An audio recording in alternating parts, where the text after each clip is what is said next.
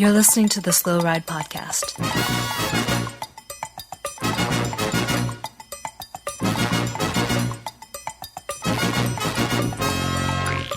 Bikes, advice, and rumors straight from the source. TheSlowRidePodcast.com and on Twitter at SlowRidePod.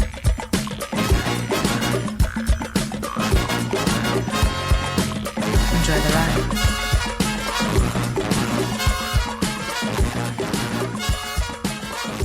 Hello and welcome to the 257th episode of the Slow Ride Podcast. This is Coach Tim in Orlando, Florida. And this is Spencer in Boston. Coach, I wasn't expecting you to show up tonight. I was expecting Tim. And when I heard Coach Tim was going to be here, I knew we were going to need reinforcements. Oh, yes. That we did need a little bit of reinforcements. My birthday is tomorrow, so the coach came out to play. Yeah, it is tour time. It is the height of racing season. We've got a lot going on, a lot to cover, and I need this podcast to be in its A game.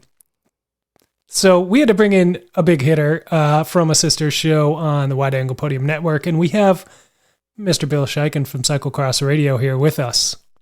Hello, Slow Ride Podcast friends. Oh, so good, Bill. I am so happy you're here. Well, it's cyclocross preseason, right? That's what the tour is now.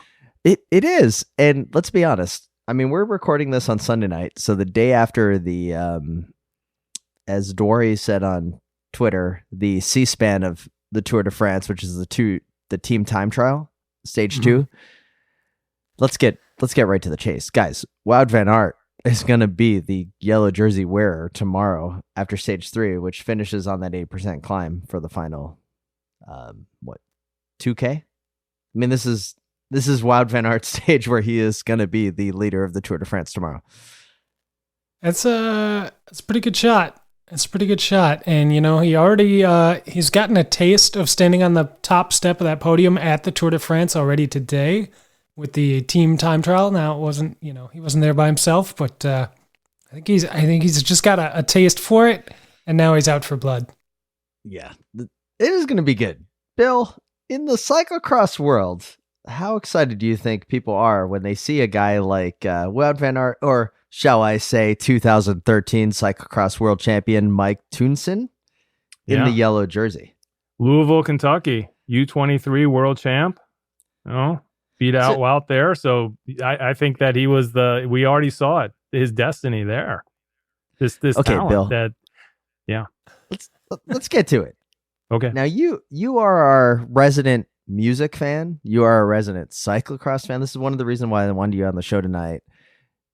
I mean, how much are you walking around going like, yeah, I knew Mike Teunissen before he was cool, when you see him in the yellow jersey today? There are so many, it's almost to the point now, there are so many instances of this that it's kind of lost its shimmer a little bit. I mean, we even had the bigger names. I mean, we were going with like nobody knew.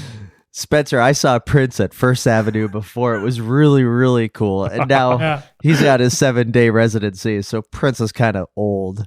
Yeah. Well, no, but nobody knew who Matthew van der Poel was. Nobody knew who Wout van Aert was. We have, so like, finally we're working down to a guy that just a U23 world champ and like, strong as heck cyclocross racer. But yeah. So let me just say this, is that I had no clue this guy was a cyclocross world champion when he came across the line in first place after.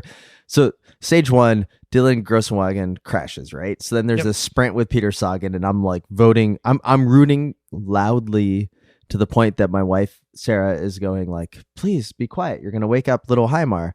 And I'm like, someone beat Peter Sagan. Please beat Peter Sagan. And then it's a guy, I'm like, Teunissen, lead out man. Who's that? I had no clue. Were you like Bob Rowland saying Wout van Aert beat him? Yeah. Oh, wow. For like 5 solid minutes. They had no idea serious? Who else could be on Yellow Lotto to even sprint. Oh, wow. So, I mean, rest in peace, Paul Sherwin. But Bob Roll totally failed on his big debut to say who was the winner. I didn't know this. I was watching the commercial-free version with Robbie McEwen because he's awesome, and his call was, I don't know who that was that beat him. Like he didn't mention Wout van Aert. He was like, Yeah. I don't know who that was. That's a photo finish. I don't think Sagan had it was their call. Yeah. All I know is that it's going to be pretty awesome when we're at the Trek World Cup and you know that Tony Martin has to now show up and race cyclocross. Yep. I have on my agenda this whole segment about the Trek World Cup. So let's just get into it right now, guys. We are going to be out at September at the Trek World Cup, which at this point in the game, this is pretty much Tour de France preseason, right? Like we have to assume that in September, if you want to know who's going to do well in the July 2020 Trek or Tour de France, go to Madison for the Trek World Cup in 2019, and then you'll know who's going to be there, because not only will, maybe Wout won't be there, but the future of road cycling is going to be there. Mm-hmm. Yeah, this is where you go to see those bands before they were cool. And you get to see us before we were cool. So it's going to be great. I had absolutely no clue who this Mike Antunsen was. And then I know, Bill, you can roll your eyes all you want. I had no clue until Brandon Gavick hit us up, was like, hey, he showed up to the Louisville 2013 foam party. And I was like, cool, I'm going to put this all over our Instagram that we knew who this guy was beforehand. I had no clue that he even won. Yeah, well, he came to our party, so we can say we knew him. I think that's fair. Bill, honest question. When you saw his name as the yellow jersey winner, did you know that he was a cyclocross world champion? Yes. Yeah. Okay. Just because, because I've been following it. It's kind of your job. Closely, and he was a world champion, and it was also, that at the race that there was that foam party at that we were all at. So. Okay. Well, I'm stoked. It was great to see him win. I didn't know who he was, but now I'm super stoked because I'm like, I kind of saw them before they were cool. They were on the sampler CD that I got. Yeah, the track you didn't listen to that much, but you kind of knew. You were peripherally aware of it. Here's the thing, though. Here's the dirty little secret about Mikey T. Mikey T. And calling him a Toonces the cat, as I like to refer to him as. Calling him a cyclocross racer. He hasn't raced cyclocross since 2016. But that's just it. For a second. And he's a Dutch guy, and you figure by that time he's an elite racer, and his last race was the Dutch National Championship, and he got 10th, and I'm sure that he was like looking over his shoulder and going, Van der Poel's gonna lap me, and I'm 10th. Yeah. And probably at that point he was like, I'm done. Yeah, that's definitely true. Hey, something else I want to talk about, so we'll do more of our Tour de France coverage as the races go on, right? Like, let's be honest, team time trials are the most boring. It's like watching paint dry. The only thing that a team time trial is better than an individual team time trial is like, you're like, ooh, the unison of the team. And then every now and then a postal crash will happen. And you're like, oh, how did that happen? And then there's one guy that's totally off the back. But that does lead into what I want to get to. The main sticking points of the Tour de France for me. Okay. 2 things. Can't wait. 1 is the memes or the / blood, the blood porn, I guess you would say, of situations such as Fulsang going head over heels, face first, and then the camera zooming in nonstop to the bloody eyebrow. Yeah. Right. And then also Grossenwagen's crash in the final 1.5K. Like, we know for a fact that this is going to happen at the Tour. There's going to be these crashes, and NBC Sports and whomever the broadcaster is of the Tour, they zoom in so much on these bloody aspects. Lawrence Tandam to me is like the most famous one, when he, totally the blood and then like the bandage across the face, like he's the walked wounded from the all quiet on the Western Front type situation. It's so bad. How do you guys feel about this? Is it that as bad as I'm thinking it is? It will be. I feel like this was just an appetizer round, and if you're already upset, you're going to be in trouble. It's like, how much do we need to zoom in on the crashing and the blood? Like, to me, that's like where it gets really bad. I get what you're saying, but we do have like 6 hours of a stage, and like one exciting thing happens. So it doesn't matter what it is, they're going to show it a bunch, you know? Are you more offended at the replays of the crash itself, or just of the post, the chaos after with the sort of the showing the blood streaming down the face? Good question. I enjoy the chaos after, like as Astana brought the entire team back to get him back up to the group. And then there's like, ooh, he's saying, don't panic. And then he gets up to the doctor car and he gets the free tow for like half a kilometer as the doctor is spraying her spray, the magic spray on his knee. But at the end of the day, it's the break before the commercial, if you will, or like kind of the highlights of what's happening on the stage. Like, ooh, This is what happened on the tour today. And it's like the focus on the crash when you're like, actually, the final sprint on stage 1 was really exciting because of the drama that the lead out man is now the yellow jersey winner, and the awkwardness that his roommate is Dylan Grossenwagen, who's not going to be in yellow. And he was the dictated leader of the team to be in yellow after stage 1. And then his lead out man, the next bet over, is the one that's getting through. To me, that's more exciting than the crashing. I agree with you in that it shouldn't be part of the highlight reel, and I don't like it when they move it into the intro. But as far as, you know, the crash itself, I am always interested in, just like, you know, the whole point of analyzing races is I want to know how it happened. I want to know what happened, and I want to see that replay. I don't care about the crash itself, but I want to see what occurred and why that happened, who screwed up, you know, what led to this moment. I think I have no problem with seeing replays of that. Oh, wow. What do you think, Spencer? Do they glorify the crash? I don't want to go onto YouTube and see the greatest crashes of the tour. I think that stuff's crap. But in the moment, it's good for the ratings. Yeah, no, I know. Of course it is. I mean, look, actually, Spencer, here's the question for you. You know, what about when it's like Chara and his broken jaw? I mean, how does this relate to other sports? Is it the same? Is it different for cycling?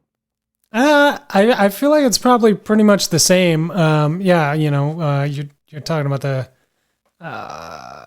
Stanley Cup finals when Chara takes a puck to the face and breaks his jaw, and they show it over and over again. Like, how did it happen? What did it hit? What deflected it up? Like all this stuff. Like you want to know. A couple weeks ago we had the crash in the women's race where somebody hit a pothole and lost their hands off the bars and swerved around and took out the whole front end of the race, and that was the same kind of thing. Like, you're looking for the pothole. You're looking for, did a wheel cross? Like, it is. I get what you're saying. It is fun to, not fun, but interesting to analyze that and figure out what went wrong and what the chain reaction resulted in. But yeah, I agree. I mean, I get what Tim's saying too. There's definitely a bloodlust in the production booth there at the tour. I don't discount that at all, but at the same time, I think that you are not being a jerk if you want to see how something played out in a race. Okay, let me put it this way: is that I feel that the three of us could become the producers and the directors of the entire Tour de France coverage that we see on. You know, it's not really NBC Sports' fault. And we'll get to that later on their coverage, but it's more of the fault of just like, we know how this drama is going to be written. And let me bring up another example that I have on the agenda here. So forget the crashing. It's this idea that this is an open tour is like the next one, right? So it's all about this self-fulfilling prophecy of, okay, we want the ratings. We want the ratings at the end of the third week. In the second week, we're going to promote this idea that this tour is going to come down to the third week on who's going to win. Now, as much in my heart of hearts, I want Nairo Quintana to win because I am a diehard fanboy that you guys know, and you can say what you want, but I want Nairo to win. I also know that this is Geraint Thomas's to lose, that he is going to win probably by a minute or so, if not more. And this false idea that this is an open tour. Like, I was on a bike ride today and people are like, ooh, I don't know who's going to win. Like, everyone's looking around like there's so many people missing. And you're like, no, like the defending champion of the Tour de France is still in this race. He's British and he's for a British team. And it is a team that has the biggest budget in all of cycling. He is going to win. And this idea that it's an open tour to me is ridiculous. Okay. Counterpoint. None allowed. FDJ was only off Sky or Ineos time in the team time trial by 11 seconds. Explain that, Wait, sir. Who? FDJ? FDJ. They did not come to mess around. Thibaut Pinot did not lose 2 minutes in that team time trial, which everyone expected. Okay. Good point. Good counterpoint. But I will say this is that there was absolutely no dissents in this whole That's true. In this team time trial. So Pinot is still okay when it's flat. And also Team Ineos was the first team to go. So they didn't even get the time checks of how the whole course was going. All right. But this is Garrett. I read his book. Let's just put it this way. You need me to get it off the Life bookshelf. According to G. Yeah, I'm familiar. Let me put it this way. If he was going to take that yellow jersey, today was the day to do it. And he didn't do it. And not only did he not do it, but Yellow Lotto beat them. Wait. Are you saying this is the day that G. Thomas was going to take the jersey? No, he could have. Lance Armstrong. He needs someone to take it from him, and that person is going to be Wout van Aert. This is the Thomas Vogler plan. Go ahead, take it for 13 stages, and then G. Thomas is going to come in.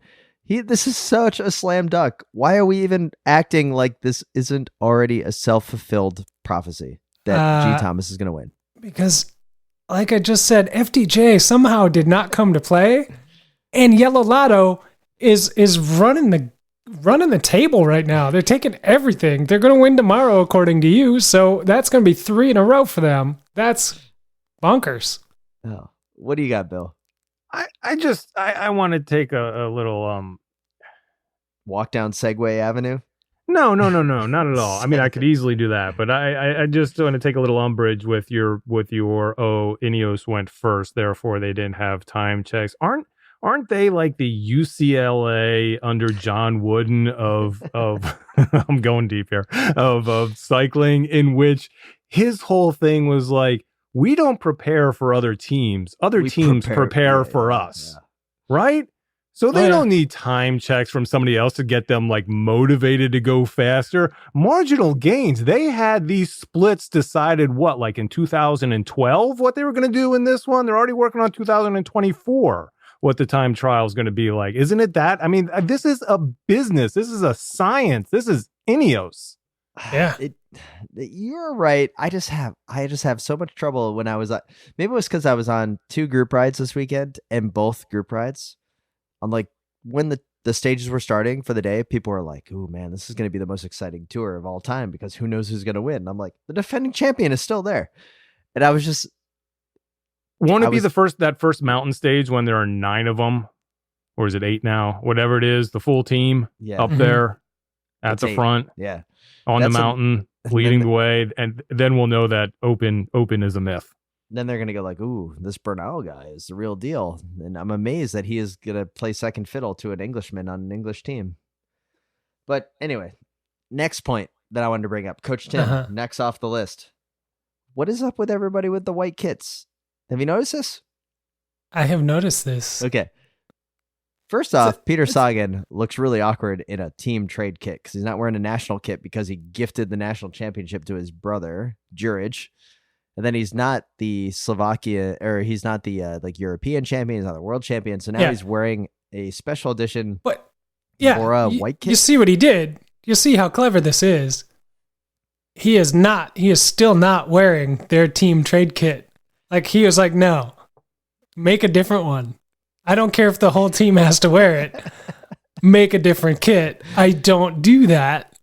And so they did. They made a whole new kit for the whole team. And then someone had posted in the Slow Ride Podcast Facebook group that he still is wearing basically the super wide shoulder stripes for the Bora kit. So it still looks like he's a world champion when he's riding behind someone.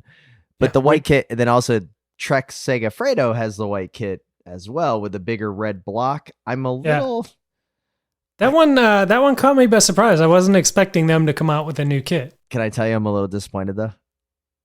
I'm a little disappointed because the Tom Skunes Latvian kit isn't so like I want bam Like what they did for Ruth Winder with the national U.S. national champion with like, it looks great, right? With the shoulders of the blue and white stars, and she's wearing it in the Giro de Rosa. Looks great. The Latvian national championship kit leaves a little bit to be desired because it looks so similar to the normal kit. Can I take you down that segue road now? Yes, please. I've heard so many people. There are two things that you hear so much of right now. Oh boy, I don't know what this national kit's going to be like once Team X gets a hold of it. And then B, this is one of the sharpest looking national team kits I've seen in a really long time. And as much as I know a lot of people loathe to give USA Cycling credit, they don't have a choice. There's a template that has to be followed now. And you can no longer have the Rock Racing, Tyler Hamilton, just blown out of a psychedelic dream. By the way, I just want to say Rashan Bahati is selling a jersey and a vest combo of his Rock Racing National Championship kit. Fantastic. Looks great. But yes, because of Rock Racing, we have the template that looks so good. And that's what you're talking about with Ruth Winder. That's the same that the kids on my Devo team. That's the same kit they have because you have to follow that template. Okay. So they're all going to look the same. They look good, but they're going to look the same. That's a very good point. So we need to get rid of the template because I like a variety here. Like, no, I believe this wholeheartedly. No, the template always existed. It's just that nobody ever followed it. I want the template to go away until it became enforced. I want this thing to look as ridiculous as possible. Trek did a good job. I would just say that for the Tom Skunes kit, why not have the whole Latvian? It's just the red. The only thing that differentiates is it says Trek Segafredo above the Latvian flag. It's a little too. But if you get crazy stuff, then you get like the Viviani where they like flipped it on its side and it looks like he's selling ice cream. It's podcast fodder. I love every single thing about it, right? Like I want something that's different. The Tom's one looks great. I'm stoked that he's the Latvian national champion. I want that thing to be as ridiculous that you're going like, whoa, what jersey is he wearing? Instead, you're kind of like, he's on the Trek kit. And maybe that one, they kind of messed up the template a little bit when they were sewing that one. Am I totally wrong here? You're not gonna. It's not as exciting as I would have hoped for, but I think you're throwing it under the bus a little bit more than it deserves. Okay. It's a fine kit, but it's not an extraordinary kit. Okay. And based on what they have been producing lately, I was expecting extraordinary. So let me put it this way, Bill. With the template, we can then therefore assume that the Education First kit for Alex Howes is going to be pretty much the same thing as the Ruth Winder kit. Is that correct? That's correct. I'm a little disappointed in that. As much as I don't like the Education First hypercolor t-shirt kit that they've got, I would love to see what they were doing with it to give me material to talk about for a week on the podcast. I'm sure they'll make up for it with the bucket hat. Wow. Very good point. Thank you for that. Wow. I have so many places to go from there. But now that that's done, I do want to just say one other thing, Spencer. Before we get into the preem lap here, this past week, you did a podcast on sister show, The Gravel Lot. Yeah. Great time. Really good conversation with those guys. Encourage you all to check it out if you haven't already. It's on the wideanglepodium.com. Just pop open the Gravel Lot section and you'll find it there. Yeah, well, really excellent conversation. You're really vamping here on the situation that I wanted to raise directly with you without bringing up previously. Just like how well I explained what we do here on the Slow Ride podcast and how this whole show came together, and how I give you a lot of credit for a lot of things that goes on here. I was very appreciative of that. That felt really good, but it did not. Yeah, I'm glad to hear. That warms my heart. I'm really glad to hear that. It did not relieve the anger that I had that you did not mention me for the Slow Ride podcast / Wide Angle Podium hockey team. I am a top-notch hockey player. Bill, I feel, can skate. I think for sure we can take on the Trek boys at the Trek World Cup if they were able to make some ice out there when we're there in September. I just want to throw that out there. Play hockey? And Spencer, with that, We have so much more to get to. We got some listener. Tim, I'm really sorry, dude. I didn't realize you played hockey. You can totally try out for our team. Yeah. I will try out. We have so much more to talk about. We have some listener emails. We have one of my favorite segments of what happened at Interbike, and so many other things. So let's get into the preem lap, and then we'll come right back. Sounds good. Let's go.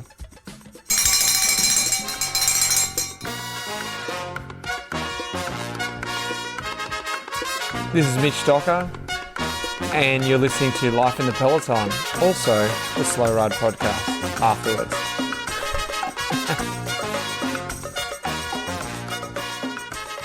All right, so this podcast, the Slow Ride podcast, is supported by Health IQ, a life insurance company that celebrates the health conscious, including cyclists. Visit healthiq.com/WAP to learn more and get your free quote, or check out their life insurance FAQ page to get your questions answered on how they can help save you money for being a healthy individual that you are. More than likely because you're listening to the Slow Ride podcast, because we bring everything that's there for you, right? Like you're listening to us because you like cycling, therefore you're a healthy individual and you want to save some money on life insurance. Yeah, they do a good job of stacking up those discounts for folks that are taking care of themselves. They also forgive some family history. They measure your body measurement. They take them into consideration in a different way than a lot of traditional insurance companies do, knowing that you're an athletic type of person. So if that is your persuasion, I would encourage you to check out healthiq.com/WAP to find out a little bit more about what they're doing and how you can save some money. Take it from me. Get life insurance. You never know when you're going to need it. Yeah, you could just have a stroke under the pressure of episode 200 at any time. Who knows how that's going to happen? This podcast is also brought to you by our friends over at Whoop, whoop.com, WHOOP. It's a fitness tracker. Looks like Bill is actually wearing one right now, which is amazing. So it's a wrist-worn kind of heart rate monitor and fitness tracker, and it's going to help you. It's going to help tell you what you're doing and what you need to be doing to maximize your training. So it pairs with an app that you put on your phone, and what it does is it breaks it down really simply for you into a green, yellow, red kind of situation as far as what you what your goals for the day should be and what you can do and the output you can put in and the recovery that you need. And it's awesome. And I encourage you guys to all go check it out, because if it's something you're into, you can pop in a Slow Ride discount code, Slow Ride, at checkout and save yourself 15% on a 12 or 18-month subscription, which is all you pay for on that website because they send you the strap for free. Yeah, so just head on over to whoop.com and then enter in the code SLOWRIDE to save up to 15% on the service. Bill, you are wearing this wristband. It helps monitor your sleep. I have one in transit on my way to me. What should I expect when I get it? Right now it's telling me I should consider a nap. So for me, it's a win. All right. That sounds winning. That's a perfect excuse. I could use one of those actually more times than not. Well, now you know that you're doing it for training. Yeah, exactly. Yeah, no, I'm in the yellow right now. I need to have a little lower. You know, I've actually ridden for the past 6 days, so it's like, hey wow, bud, 6 days. I know. Let's get on. Wow, that is good. Yeah, on the good to hear. Spencer, this is the kind of training I expect for somebody on the A team of our hockey team. That's right. And let me add one other quick shout, and that of course is to our friends over at Grimpeur Brothers Coffee. Head on over to wideanglepodium.com/coffee, and you can find out more on how to save or how to get the best coffee blends specific for the Wide Angle Podium Network. So once again, that's wideanglepodium.com/coffee to see the selection from Grimpeur Brothers. Yep. Awesome. And that's let's get back to the show. Spencer, we have so many things to get to. Okay, let's get right back there, Tim.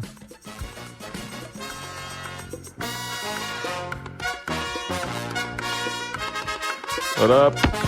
This is Tom Skojenic. and you're listening to the Slow Ride Podcast.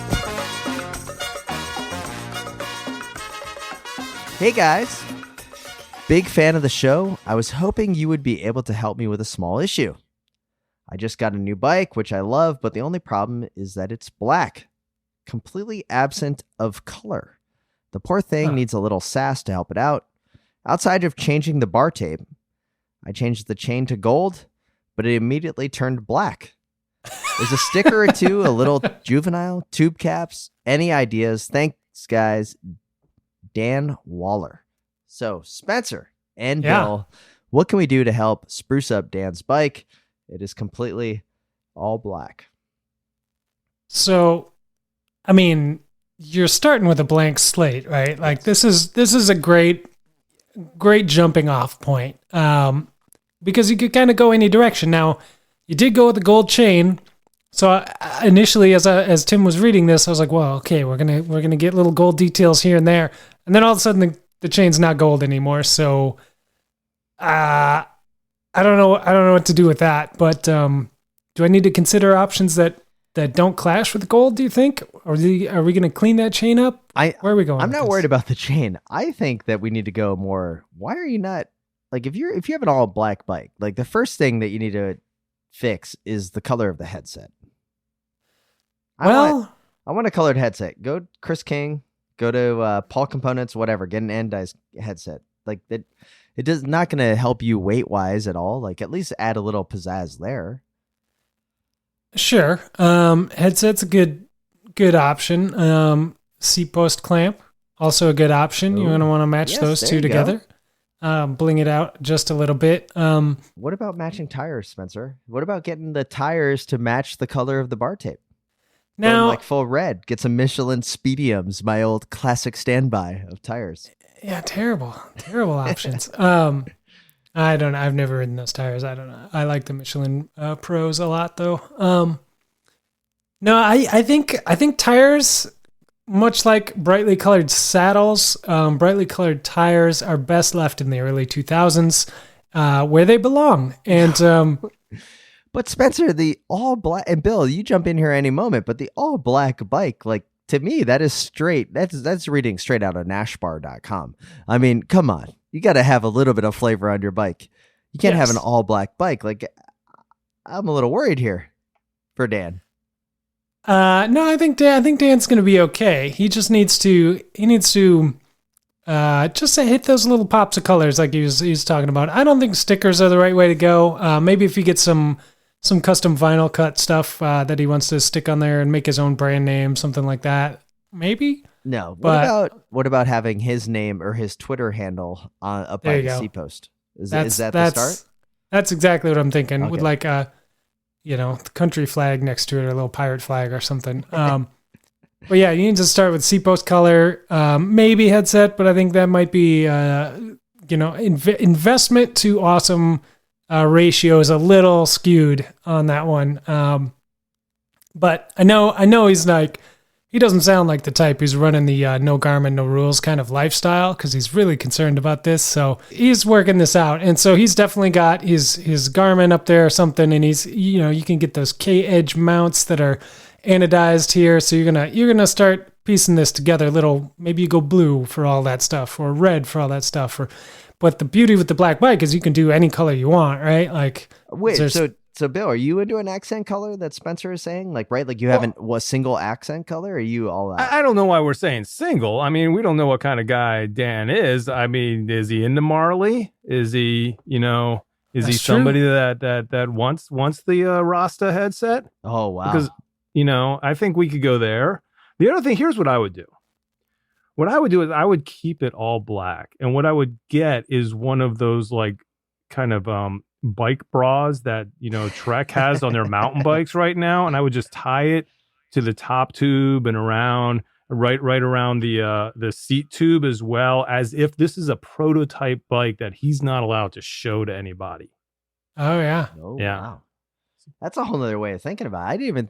The prototype bike is also one of my favorite things that every now and then you see like, ooh, what kind of components are they riding? Yeah. Or I remember Kabush had like some kind of remote drop like dropper seat posts that he was riding in some mountain bike races, and you're like, and everyone started zooming in on the photos, but then you're like, ooh, what is it supposed to look like? But it was all jet black. Yeah, I witnessed the pink bike exclusive photos being made when Yolanda Neff had the new XTR components on her bike in Nova Mesto 2 years ago, and it was like paparazzi with guys like you know when you see them like sticking cameras into celebrities' limo windows and like just shooting off 100 shots. It was like running after her on course, just camera down at the rear derailleur, just trying to get that shot, and then 10 minutes later, there it is on pink bike.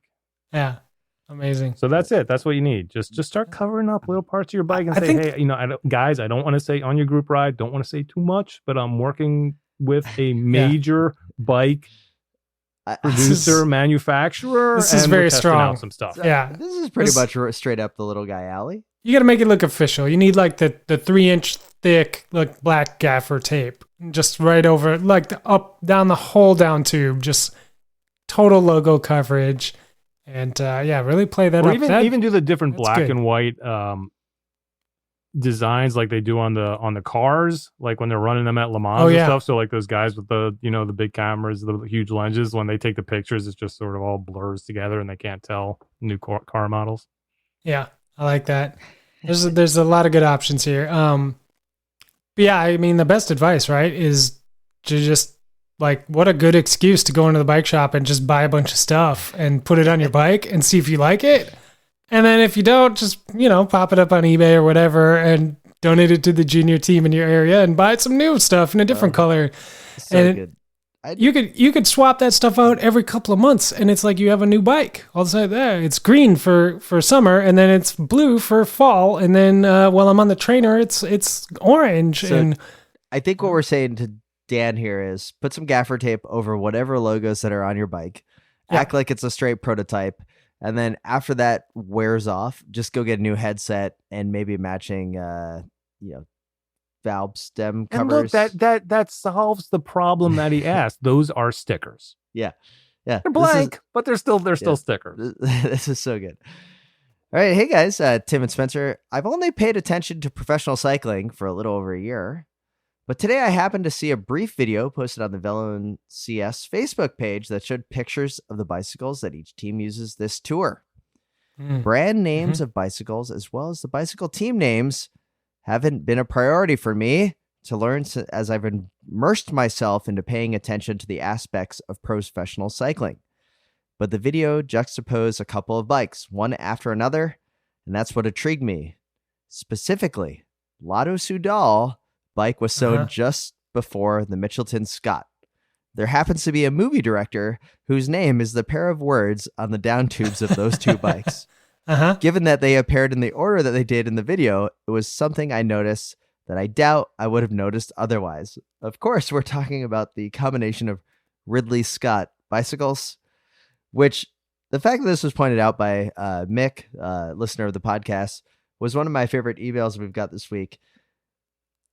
That's pretty brilliant, right? Like, this is the aliens of bicycles, that they would show them back to back. So of course I did a Google on Tour de France team bicycles, and Lotto Soudal was directly in front of Mitchelton Scott everywhere. Granted, it's because of alphabetized names, but Ridley Scott, come on, this is just too good to be true. Let me just blow his mind just a little bit more.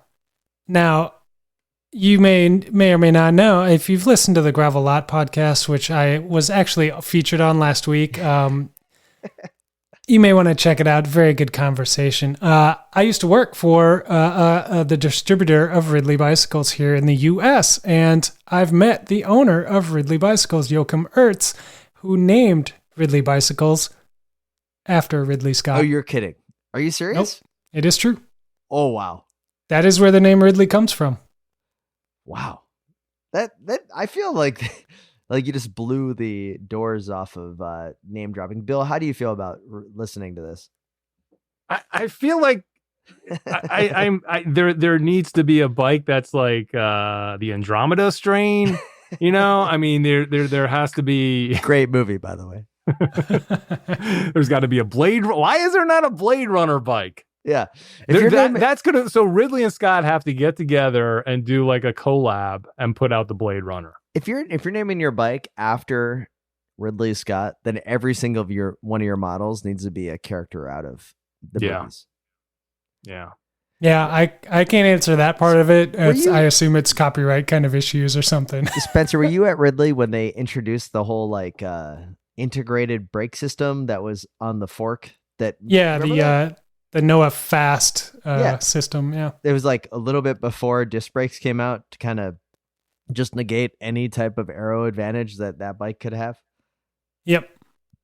I just remember looking at the fork and seeing the way that the brakes were integrated, going like, wow, that's actually kind of a revolutionary bike design. It was. And then immediately they go to disc brakes. A year and a half later? You're like, they bet pretty heavy that road bikes would not go to disc, and I think they did not pan out well. But those bikes are super cool. If you haven't seen them, look up the Ridley Noah Fast. Yes. And check it out. For sure. The Slow Ride Podcast recommendation. That's for those of you that are bike nerds, look out the Ridley Noah Fast. It was pretty cool to see the way it was integrated. All right, guys, before we get into mountain bike, because that is something else that's really exciting, especially downhill and all of that, I do want to bring up one thing. Now, you guys know my love of the old Adventure Cyclist magazine, or by the Adventure Cycling Association. This is hands down my favorite magazine in the cycling world.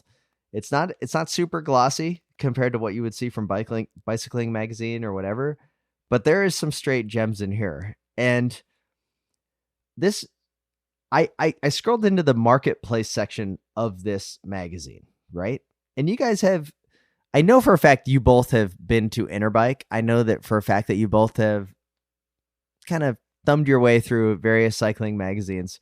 I believe that the marketplace section of the Adventure Cyclist magazine is the replacement for the secondary section of Interbike, right? Like those aisles that you're in Interbike and you're like, oh man, like someone would come up with a new invention. Oh, some kind of, helmet cover that would be really reflective, or some new light system to make the bike, the wheels look like stars when the bikes are moving.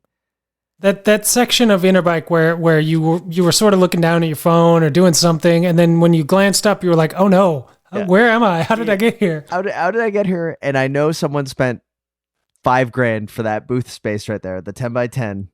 Yeah, and no one is stopping to talk to that person, and you didn't even feel bad enough to go talk to them because you're like, it's the brown metal folding chair section. Exactly, it is. Yeah. So I scrolled through the marketplace of Adventure Cyclists, and I love this magazine. In fact, I'm a member, or I'm going to become a member of the Adventure Cycling Association once my check makes its way out to Missoula, Montana. But they have this thing, and there's an ad in the back, and I totally looked it up.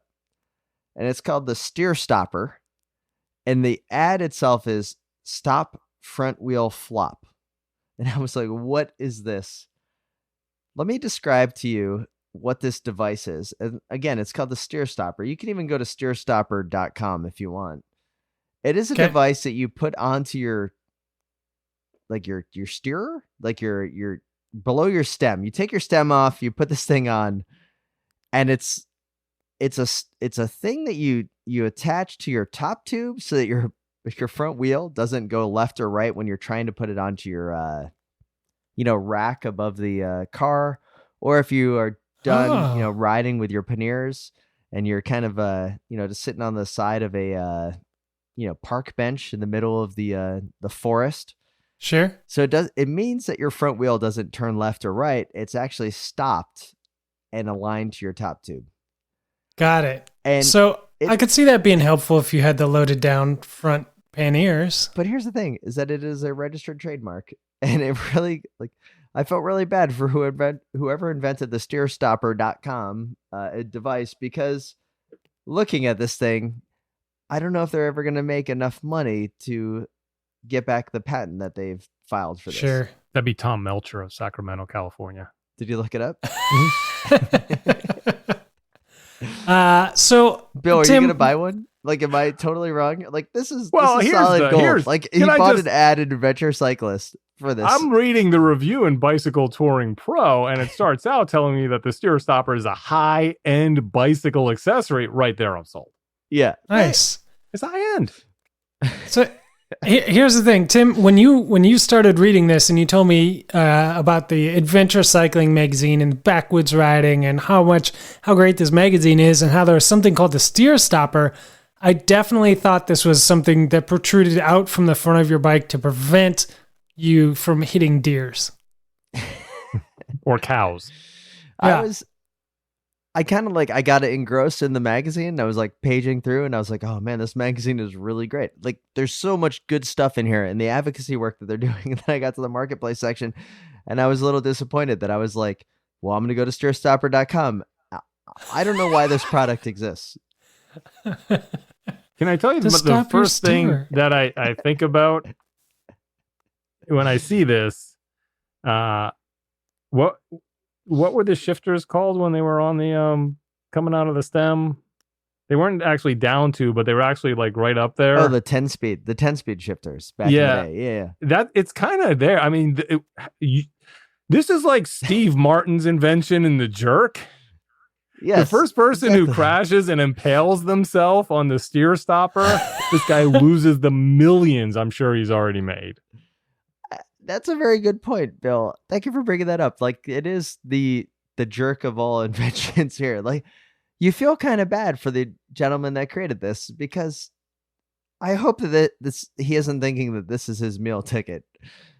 The OptiGrab. He is. It's the OptiGrab for bikes.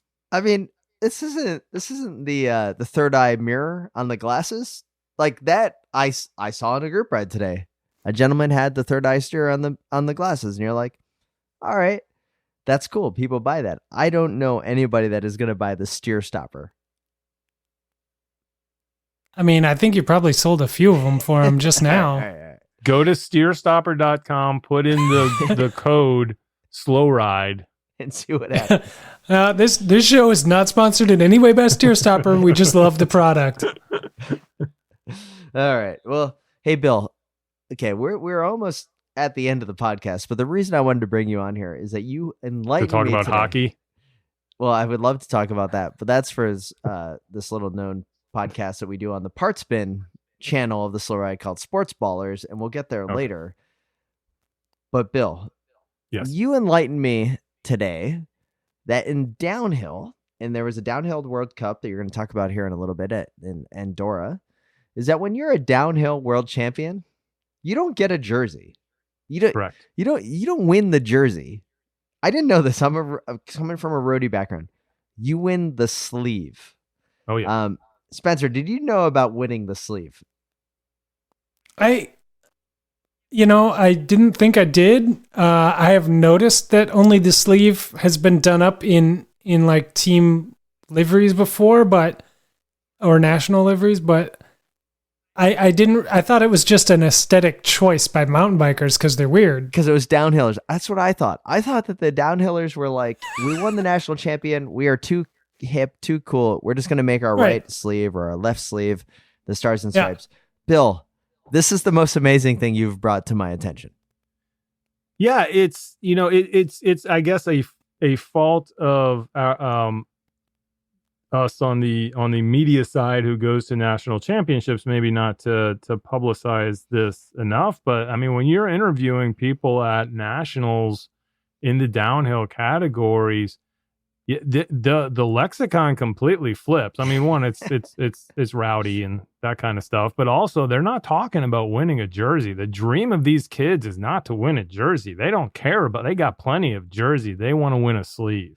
All you hear about is winning the sleeve. I want the road. I want Alex Howes to be so stoked that he won a sleeve. It sounds way cooler than the jersey. Yeah, I mean they do wear long sleeve kit, so it makes there's more real estate there for the design. Yeah, and I would also like to point out that as far as the U.S. goes, there is a template. There is a template. I was for just the going to sleeve? ask.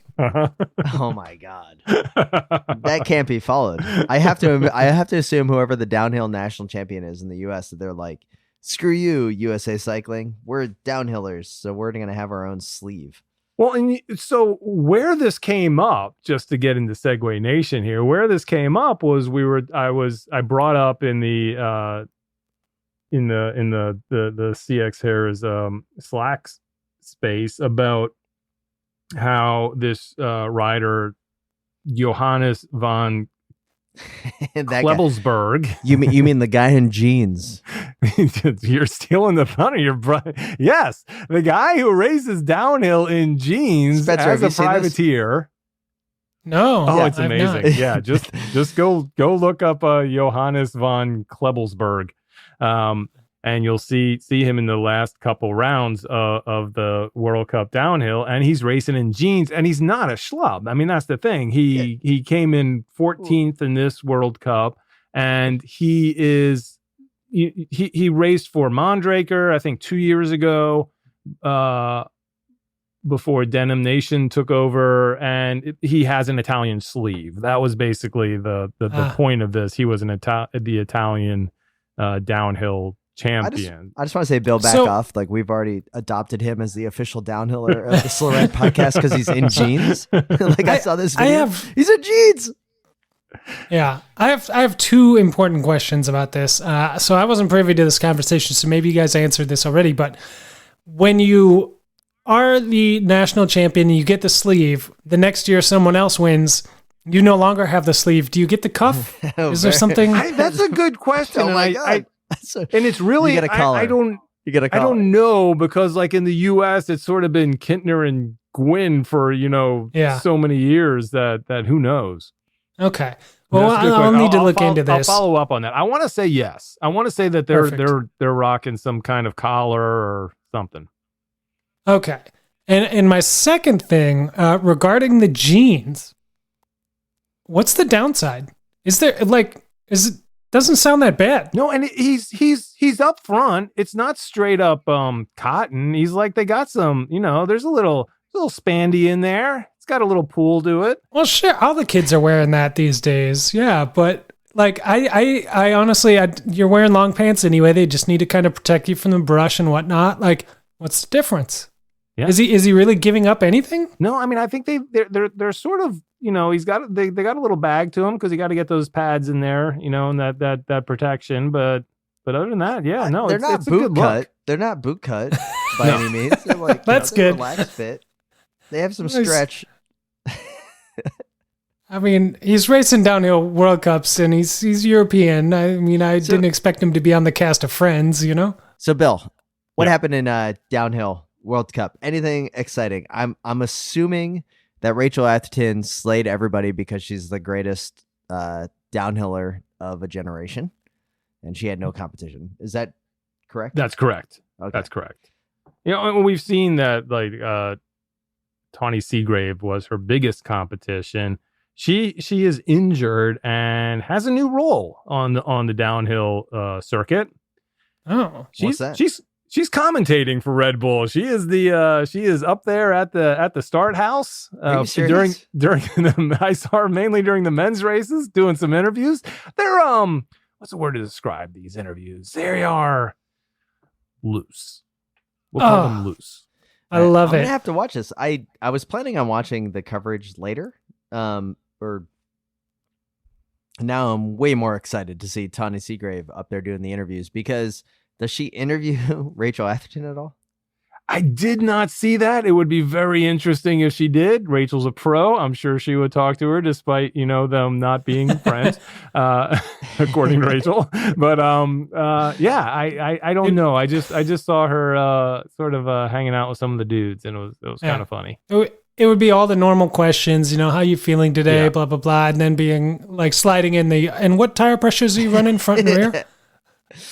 Hey, Bill, how important is tire pressure on downhills? I think it is super important. And here's an interesting thing. So talking about tire pressure, Rob Warner actually taught me something about, especially racing at Val Nord, is that the elevation drop is so huge from the top of the mountain down to the bottom that the PSI changes two PSI change from the top to the bottom. So that's crazy. Tire pressure. So you not only have to figure out your tire pressure, but you have to figure out where, what's the happy medium between what's happening in those first 2 minutes of the run versus the bottom half of the run. Okay. Bill, Andorra, final questions. Was there cross-country mountain bike World Cup today? Yes. Yes, there was. And what did we see, or what did we learn about the cross-country? Is basically, in short, was there a Mathieu van der Poel update? Okay. So the Mathieu van der Poel update is that he gave everybody the weekend off. He was not there. He was not there. Wow. Yeah. Why? I don't know. But I will tell you this, Tim. If you are looking for the myth of the Open TDF, it was on the hills of Andorra, and it is on the World Cup circuit this year for mountain biking. Because it looks from the outside like it's wide open. Like there in this race, we had Andre Sink from the Cross racing team and the Czech Republic, who was crushing everybody in the men's race. I mean, he had like a 20-second lead, maybe more at some point. He looked like he was going to win this thing easy. Comes into the feed zone, and I hope he's okay. Starts like tapping his chest and has to sit there for 3 minutes while they're pouring ice water over him. And then Scherder and Matthias Fluckinger and Avancini all catch him. This is the Sink that you were talking about the last time you're on. You're all about Sink. Yeah. Oh, of course. But here's the thing is that we look at this and, Van der Poel won and different people won. But in the end, much like the myth of the Tour de France, who wins today? Nino Scherder. Yeah. Like he's still the man. He's still the man. It wasn't even a competition. Fluckinger gave him a run for his money, and it looked like he was. And Scherder actually watched a race because there are 2 times in the same spot. Once Avancini blocks him perfectly. I mean, it looked like a cyclocross race out there. He just chops him in a corner, and Nino has to go foot down, which was crazy to see, but he recovered, caught back on, and then kind of that same area, he has trouble with it again, and gets his bike sideways on this uphill, on this climb, very non-Scherter-esque, and it looks like he's done. Flukinger has this, and then by the end, the Fluky gets past, and Nino's able to sprint it out and take the win. I look forward to watching it and to seeing what happened. I'm a little shocked that Sink had some difficulty in the heat. I mean, come on, move to Florida. Like, I hate that excuse of the heat and you're like overheating in the pit. Not surprised that Scherder won. So thanks for just not spoiling the race for me, because we just assumed that was going to happen. It's like G. Thomas is going to win the Tour. Spencer. Yeah. So Tim, I do want to give you, since you asked for it, I do want to give you a quick MVDP update. I love these.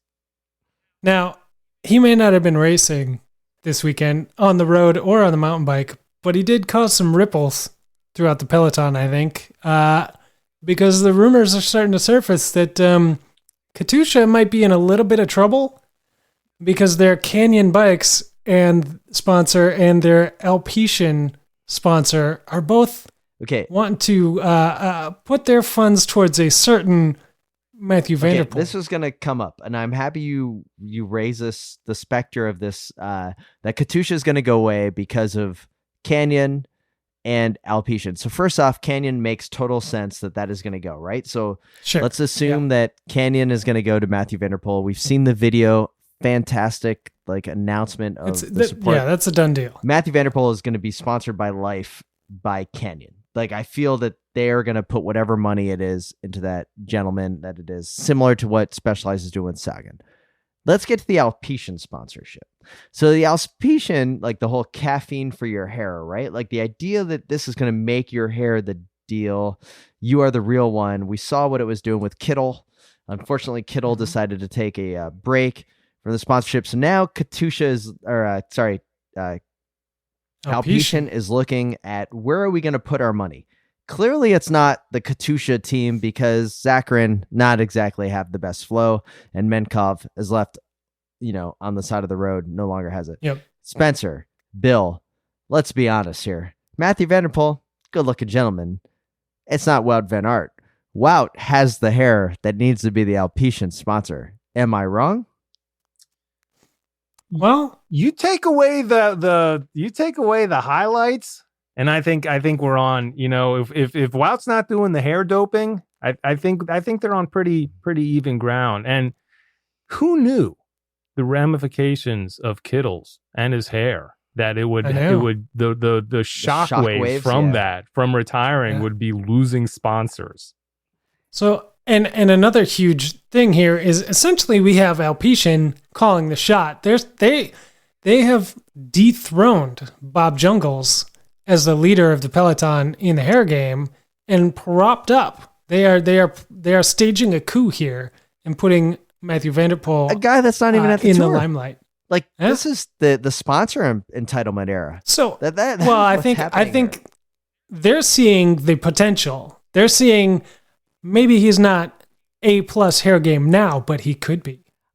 He could be A++, triple plus. Who knows? Sky's the limit. This excites me so much that a sponsor is willing to just like forego. That's amazing. Years of sponsorship and money that they've put into. I mean, granted, Katusha has always been the weirdest sponsorship for me because they have their own like clothing company and it's just kind of tied up in the whole Russian oligarchy. They did that whole thing before it was cool. It's not Gazprom, but it's there. But I mean, that they may disband because of Mathieu van der Poel, who's also doing mountain biking and going to win the gold medal in the Olympics and then come back to race road is one of my favorite things in cycling right now. Anyways, so Bill, before we wrap up the show, is there anything else you would like to bring up about what's happening into the cyclocross world? Because I feel that you are the one that has your finger on the pulse more than anything because of who's wearing the yellow jersey right now in the tour. Who is the next person? Anything that we should keep our eyes on heading into the rest of the road cycling season? Well, one thing before we tackle that, I would be remiss not to bring up. We talked about Mathieu van der Poel not racing mountain bike. So this was, a Dutch guy winning a mountain bike World Cup, which hadn't been done since like Bart Brenchens did it in the 90s or whatever. My dates were a long time ago. We had the very first Dutch woman ever win a World Cup today. Did we? Anne Terpstra. Wow. Thank you for bringing that up. That should not go unmentioned. Yeah. So, I mean, spoiler. Yeah. Anne Terpstra takes it, beats Jolana Neff and Jana Bellamoina. A couple cool things. Daniela Campuzano, who is the Mexican champion, who I was able to see race in California earlier this year. She got fourth. The other one on the men's side, Jose Gerardo Uola, who I like to refer to as the Mountain Goat from Benelli and other races like that, sixth on the men's side. So better than many of the top racers. So Mexico bringing it in Mountain Bike World Cup. So that was awesome. That was really, really cool to see. And then the other thing that we have to mention, since she's we talked about our jean wearing privateer and the downhill. The privateer in the women's side is Jenny Rizvids, who is back and racing and pulled off a fifth place, which is pretty darn impressive. So those would be, I think, the points at least from the mountain bike side. And then last but not least, Evie Richards coming back from 7 months injury and pulled off a second in the U23. Wow, awesome! That's why you're here. And we haven't even gotten into, there's so much great racing going on right now. We didn't even get into the Giro de Rosa as well, right? With Marianne Vos taking 2 stages recently. And the whole, we're talking white kits earlier. We have the Big Love white kit. Spencer, I know you're a fan of the new minty fresh stripe that we get to see it's a on good the look. Big Love kit. But there's so much more. Now, Spencer, you and I are planning on doing some more Tour de France coverage and kind of what we're seeing over the first couple stages and moving on. Yep. Bill, absolutely stoked you were on the show today. Thanks. Can I give you one last thing? You're talking about cyclocross and the tour, what's new or what we have to look forward to cyclocross. I think the biggest thing that we finally saw come to fruition this weekend, and kudos to you guys for throwing this man his bachelor party 6 years ago, that he lived his best life in Louisville, Kentucky at the foam party. Got everything he may had in that system out of his system, and is now a married man. Lars van der Haar, Lucy Gardner tying the knot. Super couple in cycling. Yep. The foam party. So I will say this: the 2022 Fayetteville foam party is already scheduled. We're excited for that. I don't know if we're gonna have to find a location like Sound Pony. It's gonna have to open up another location in Fayetteville, but I am stoked because Bill, I believe the Louisville 2013 foam party, we have so much photographic proof of all the future of cycling that it's only natural that 9 years later we're going to have the next batch. I mean, you all had actual serious cycling journalists showing that picture that Gavik found. I saw that all over Twitter today. Oh, so good. And with that, I would like to thank everybody for listening to the Slow Ride Podcast. Email us or let us know what you think over at the slowridepodcast@gmail.com, or rate and review us on Apple Podcasts or Spotify. We'd like to thank BK1 of Rhymesters Entertainment for the intro and outro music. And I'd like to thank Health IQ for their continued sponsorship. Head on over to healthiq.com/WAP to find out more on how to save money for your life insurance. And we'd like to thank our friends at Whoop. Head on over to whoop.com to find out how to prepare and recover in the best possible way, and using the code SLOWRIDE to save 15% on your service at whoop.com. Indeed. You can also check out all the other shows on the Wide Angle Podium Network. Shows like Life in the Peloton by Mitch Docker from Education First. Shows like Bike Shop CX, learn about all the mechanical side of things, or even Cyclocross Radio, which Bill is a part of here, and guesting on our show this week. All found over on the wideanglepodium.com. And Bill, what do you got for us? What I got for us is you listeners, is that if you haven't checked out the Parts Bin, I think you mentioned it before, Tim, but I would encourage people to get over there. It's our little incubator section of the Wide Angle Podium, and you and I are doing the show I look forward to, episode 2, whenever that may happen, of Sport Ballers. But we also got a Grodio show out there. Scott Diedenbach's doing a vinyl show. As you know, Spencer was talking about on the gravel lot, and even I see over on the Slack and everything else, all of our different hosts. We have such a great amount of hosts now, scheming about what's going to be next on the Parts Bin. So check that out. And also last Dirt Field recordings, we got a couple new episodes up there. Me and Lindsay Goldman. Really, so I'd love for people to listen to those. And follow me at CXRs, like everywhere, I guess. So good. And with that, thanks for listening to the Slow Ride Podcast. Hincappy. You're going to say, this is Tim in Orlando? Oh, yeah. This is Tim. This is Coach Tim in Orlando. And this is Spencer in Boston, reminding you to always wave at all your fellow cyclists that you see out on the road. I'm sure you're just going to fix that in post. Yeah, going to have to, huh? The Slow Ride Podcast. Bikes, advice, and rumors straight from the source. TheSlowRidePodcast.com and on Twitter at TheSlowRidePod.